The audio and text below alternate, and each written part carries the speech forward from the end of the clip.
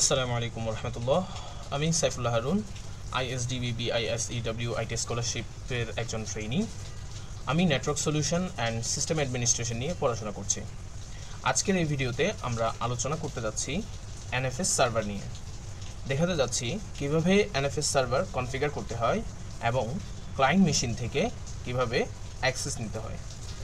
NFS মানে হলো network file system. এটি একটি প্রোটোকল যার মাধ্যমে আপনি একটি ফাইল বা ডিরেক্টরি আপনার সার্ভার থেকে অন্য কম্পিউটারগুলোকে শেয়ার করতে পারেন, যেন মনে হয় সেই ফাইলটাই লোকাল কম্পিউটারে রয়েছে। এটি মূলত ইউনিক্স এবং লিনাক্স সিস্টেমে ব্যবহৃত হয়, তবে উইন্ডোজেও এটি ব্যবহারের উপায় রয়েছে। ধরুন একটা অফিসে 20 জন কর্মী আছেন এবং সবাইকেই একই ফাইল অ্যাক্সেস করতে হয়। আপনি কি প্রত্যেককে আলাদা আলাদা ফাইল কপি করে দেবেন? না। এই সমস্যা সমাধানে এনএফএস ব্যবহার করা হয়। আপনি সার্ভারে একটি ফোল্ডার রাখবেন আর বাকি সব কম্পিউটার সেই ফোল্ডারটি নেটওয়ার্কের মাধ্যমে মাউন্ট করে ব্যবহার করতে পারবে, যেন সেটা তাদের লোকাল ফাইল। তো চলুন এনএফএস সার্ভার কনফিগারেশন শুরু করা যাক। আমরা সরাসরি আমাদের ল্যাবে চলে যাচ্ছি, ভিএমওয়ার ওয়ার্ক স্টেশনে। এখানে আমাদের ল্যাবটা রেডি করা আছে আগে থেকে। এখানেই আমরা এনএফএস সার্ভারটা কনফিগার করব। এর জন্য আমাদেরকে প্রথম যে কাজটা করতে হবে সেটা হচ্ছে ইয়াম রিপোজিটরি কনফিগার করা আছে কিনা সেটা একটু যাচাই করে নিব। ইয়াম লিস্ট লিখে এন্টার দিচ্ছি।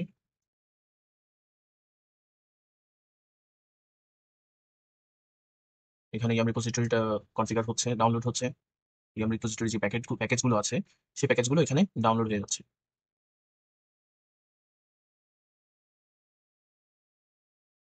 রেড হ্যাট এন্টারপ্রাইজ লিনাক্স 9-এ একটা অ্যাডভান্টেজ হলো এখানে ইয়াম রিপোজিটরিকে আলাদা করে কনফিগার করা লাগে না। কমান্ড লাইনে এসে ইয়াম লিস্ট যদি আমরা এন্টার করি তাহলে আমাদের ইয়াম রিপোজিটরি প্যাকেজগুলো ডাউনলোড হয়ে যায় এবং অটো কনফিগার হয়ে যায়। এটার জন্য আমাদের এক্সট্রা কিছু করতে হয় না, কিছু সময় অপেক্ষা করতে হয়।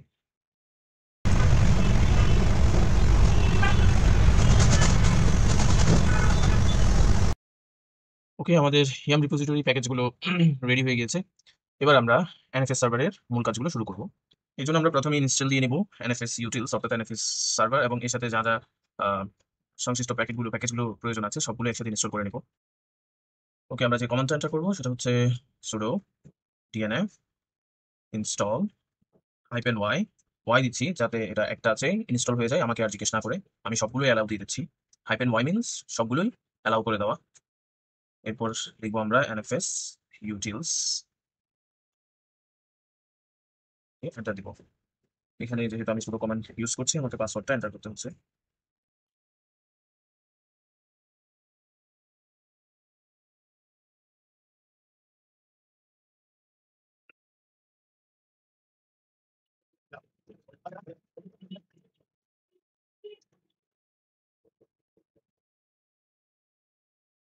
ওকে, আমাদের এনএফএস ইউটিলস যে প্যাকেজগুলো আছে সবগুলো প্যাকেজ ইনস্টল হয়ে গিয়েছে।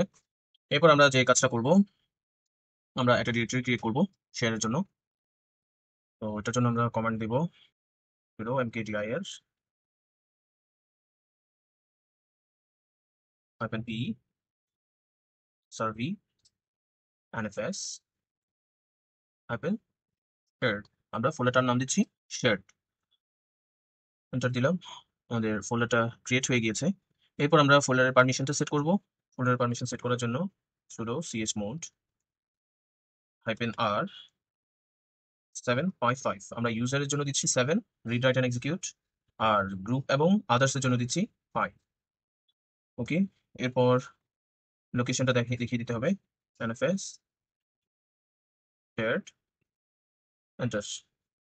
ওকে, এরপর আমরা এটার এই যে শেয়ার ফোল্ডারটা ক্রিয়েট করলাম এটার ওনারশিপটা চেঞ্জ করে দিব, অর্থাৎ এটার ওনারশিপটা একদম উইথড্র করে দিব, যে কেউ যাতে এই ফোল্ডারটা অ্যাক্সেস করতে অসুবিধা না হয়।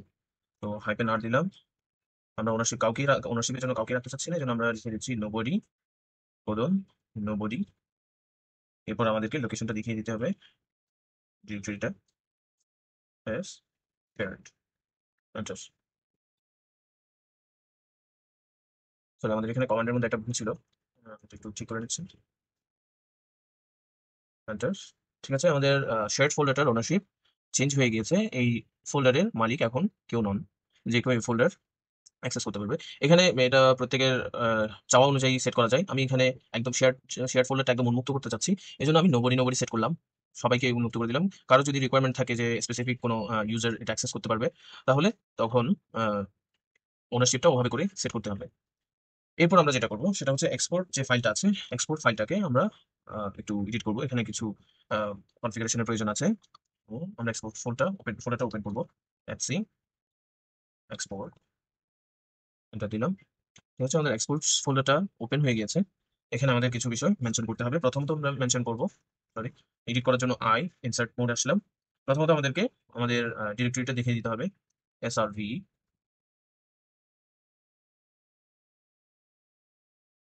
NFS slash share. এরপর আমাদের যেটা করতে হবে, আম, আমরা এখানে একটা স্পেস দিয়ে নিচ্ছি। যেহেতু আমরা শেয়ারিংটা সবার জন্য উন্মুক্ত করতে চাচ্ছি, এজন্য আমরা এখানে কোনো নির্দিষ্ট আইপি উল্লেখ করছি না, স্টার দিয়ে দিচ্ছি।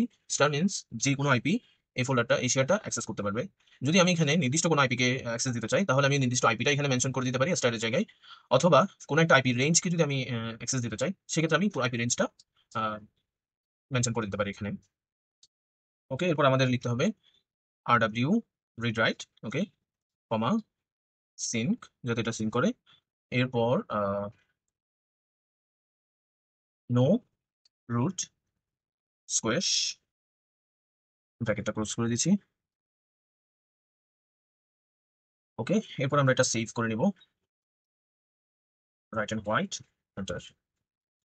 এরপর আমাদের যেটা কাজ সেটা হচ্ছে ফায়ারওয়ালে রুল অ্যাড করতে হবে। অন্যথায় আমাদেরকে যখন আমরা শেয়ারটা অন্য একটা পিসি থেকে অ্যাক্সেস করতে চাইবো, অন্য একটা সিস্টেম থেকে, তখন আমাদেরকে শেয়ারটা অ্যাক্সেস করতে দিবে না।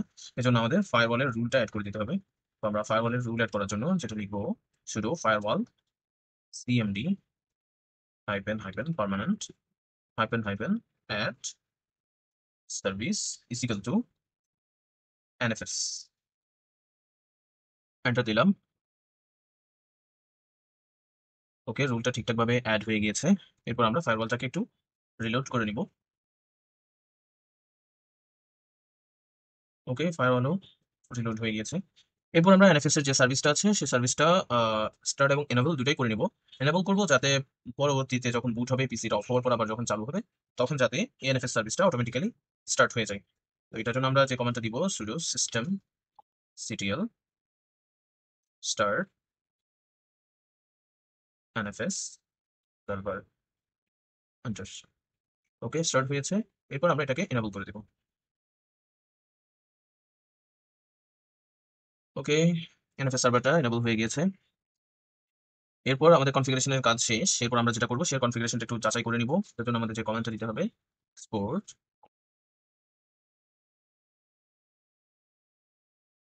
এক্সপোর্ট এফএস হাইপেন আর, সরি হাইপেন আর ভি হবে। ওকে, এটা ঠিকঠাক আছে। ঠিক আছে, আমাদের সার্ভারের কনফিগারেশন শেষ। এখন আমরা যেটা করব, একটা সার্ভারে আমাদের যে শেয়ার ফোল্ডারটা আছে, ওই ফোল্ডারটাতে আমরা একটা ফাইল ক্রিয়েট করে নেব। SLV slash NFS shared. File create করার জন্য আমরা যে কমান্ডটা দিই সেটা হচ্ছে টাচ, TOUCH টাচ।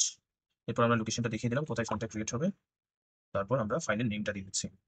আমরা ফাইলের নেম দিব test.txt।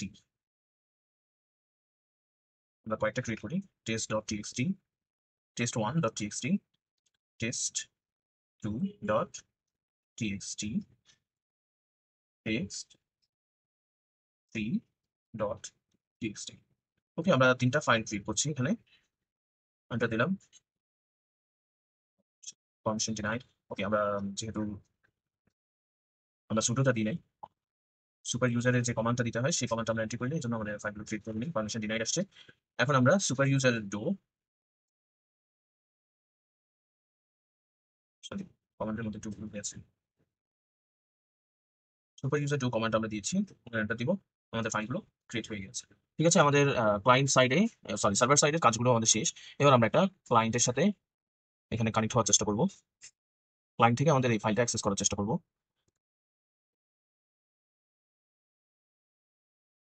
আমরা যখন একটা ক্লায়েন্ট থেকে একটা সার্ভারে কোনো একটা ফাইল অ্যাক্সেস করার চেষ্টা করব, এটার জন্য আমাদের সর্বপ্রথম যেটা নিশ্চিত করা উচিত সেটা হচ্ছে নেটওয়ার্কিংটা ঠিকঠাক আছে কিনা, অর্থাৎ ক্লায়েন্ট থেকে সার্ভারকে অ্যাক্সেস করা যাচ্ছে কিনা, পিং হচ্ছে কিনা, কানেক্টিভিটি ঠিকঠাক আছে কিনা, এটা যাচাই করে নিতে হবে।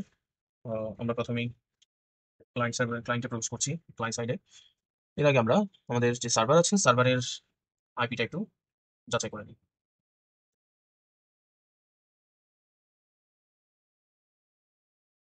ওকে, এটার জন্য আমাদের যে কমান্ডটা দিতে হবে vAddr শো, আমি যেহেতু স্পেসিফিক ডিভাইসের আইপি অ্যাড্রেস দিতে চাচ্ছি, এই জন্য আমি এনএস 160 দিয়ে দিয়েছি। এটা এখানে 192.168.222.133 এই আইপিটাই আমরা পাচ্ছি। আমরা আমাদের ক্লায়েন্ট সাইডে চলে যাচ্ছি। এখান থেকে আমরা প্রথমে আমাদের আইপিটা চেক করব। আইপি অ্যাড্রেস শো এনএস 160, এখানেও আমরা 192.168.222.130 আইপি পাচ্ছি, তার মানে সেম রেঞ্জে আছে। তো এখান থেকে আমি আমার ওই সার্ভারটাকে একবার পিং করে নিব। 192.168.222. সরি, .133। এন্টার। ঠিক আছে, আমাদের কানেক্টিভিটি ওকে আছে, আমরা কানেক্ট করতে পারছি, পিং হচ্ছে সার্ভারের সাথে। আমরা ওই পাশ থেকেও একটু চেক করে নিব সার্ভার থেকে পিং 192.168.1 সরি 222.160। ঠিক আছে, এই পাশ থেকেও পিং হচ্ছে। আমরা আমাদের ক্লায়েন্ট মেশিনে চলে আসছি। ক্লায়েন্ট মেশিন থেকে যে কাজগুলো আমাদের করতে হবে সেটা হচ্ছে প্রথমে আমাদের এনএফএস এর যে প্যাকেজগুলো আছে সেগুলো ইনস্টল আছে কিনা সেটা একটু যাচাই করে নিব আমরা। dnf install -y nfs utils। আমাদের প্যাকেজটা অলরেডি ইনস্টল করা আছে, আমাদের আর কিছু করতে হচ্ছে না এটার জন্য।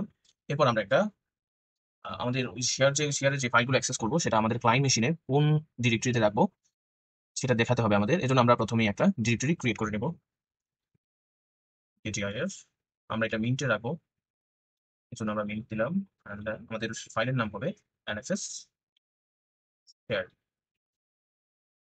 এটা দিলাম, আমাদের ফাইলটা ক্রিয়েট হয়ে গিয়েছে। এরপর আমাদের শেয়ার পাথটা অ্যাক্সেস করার জন্য, অর্থাৎ আমাদের সার্ভারে যে ফাইলটা আমরা শেয়ার করেছি সেই ফাইলটা অ্যাক্সেস করার জন্য যে কমান্ডটা দিতে হবে মাউন্ট -t, এরপর সার্ভার আইপি 168.222.133। এরপর আমাদের কোলন দিয়ে সার্ভারের শেয়ার ফোল্ডারের ডিরেক্টরিটা দেখিয়ে দিতে হবে srv nfs share। এটা দেখিয়ে দিলাম। এরপর আমাদেরকে যেটা দেখিয়ে দিতে হবে শেয়ারের মধ্যে যে ফাইলগুলো আছে সেই ফাইলগুলো আমাদের ক্লায়েন্টের কোন ফাইলে থাকবে। যে ফাইলটা আমরা এর আগে ক্রিয়েট করেছি nfs shared নামে, সেই ফাইলটাই আমরা এখানে দেখিয়ে দিব nfs shared। ওকে, এন্টার দিলাম। সরি, আমাদের কমান্ডের মধ্যে একটা ভুল হয়েছে। ভুলটা হচ্ছে আমরা -t পরে nfs বিষয়টা উল্লেখ করিনি, এই কারণে আমাদের কমান্ডটা ঠিকঠাক নেয়নি। ওকে, পর আমরা এন্টার দিলাম। আমাদের ফাইলগুলো মাউন্ট হয়ে গিয়েছে। এখন আমরা গিয়ে চেক করে দেখি ls/mnt/nfs share, এন্টার দিলাম। এখানে আমরা text1.txt ফাইলটা যে মাউন্ট হয়েছে সেটা আমরা দেখতে পাচ্ছি। আমরা এখন যে স্টাইলে আমরা সেটা মাউন্ট করেছি সেটা হচ্ছে অস্থায়ী, অর্থাৎ এখানে আমরা এটাকে যদি ক্লায়েন্ট মেশিনটাকে যদি রিবুট করি তাহলে আমাদের এই ফাইলগুলো আর থাকবে না। এটাকে স্থায়ী করার জন্য আমাদের যেটা করতে হবে সেটা হচ্ছে অ্যাফেস ট্যাবে এই শেয়ার পাথটা অ্যাড করে নিতে হবে। তো এটার জন্য আমরা যেটা করব, আমরা ওপেন করব vim fc অ্যাফেস ট্যাব, ওপেন করব। ওপেন করে ফেললাম। এখানে ইনসার্ট মোডে গিয়ে আমাদের এখানে শেয়ার পাথটা দেখিয়ে দিতে হবে, এন্ট্রি করে দিতে হবে যাতে বুট করার পরেও আমাদের ফাইলটা নতুন করে অ্যাক্সেস করে। এখানে আমার যা যা লিখতে হবে আমি প্রথমে দিয়ে নিব আমার সার্ভারের আইপিটা 168.222.133। ওকে, এটা দিয়ে নিলাম। এরপর আমাদের লোকেশনটা দেখিয়ে দিতে হবে srv nfs shared।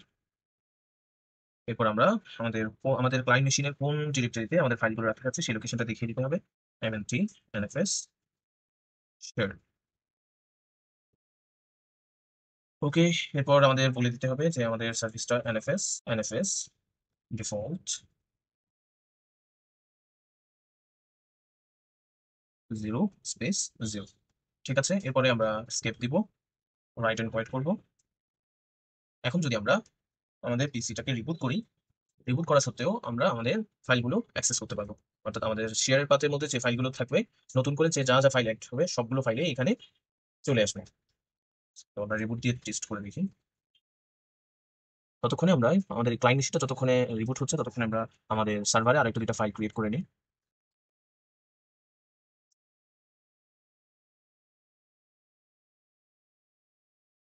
ওকে, sudo touch srv nfs shared, আমরা ফাইলের নাম দিচ্ছি test2.txt, এন্টার দিলাম। পাসওয়ার্ড চাচ্ছে সুপার ইউজারের, এন্টার। ঠিক আছে, আমাদের ফাইলটা ক্রিয়েট হয়ে গেছে। আমরা একবার চেক করে নিচ্ছি। nfs shared। ওকে, আমরা এখানে দেখতে পাচ্ছি test1.txt, test2.txt, দুইটা ফাইল আমরা এখানে আমাদের এখানে আছে। ঠিক আছে, এবার আমাদের দেখার পালা যে আমাদের ক্লায়েন্ট মেশিনে এটা অটোমেটিক্যালি লোড হয়েছে কিনা। তো আমরা ক্লায়েন্ট মেশিনে প্রবেশ করছি।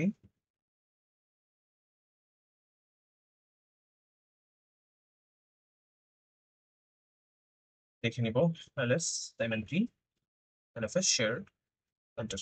আমরা এখানে দেখতে পাচ্ছি test.2 যে ফাইলটা আছে সেই ফাইলটা আমাদের এখানে সিনক্রোনাইজ হয়ে গিয়েছে, আমাদের এই ক্লায়েন্ট মেশিনে চলে এসেছে। এখান থেকে আমরা এখন এটা অ্যাক্সেস করতে পারছি। তো এতটুকুই হচ্ছে আমাদের এনএফএস সার্ভার কনফিগারেশন এবং এনএফএস শেয়ার অ্যাক্সেসের পদ্ধতি। সাথে থাকার জন্য ধন্যবাদ। আসসালামু আলাইকুম রহমতুল্লাহ।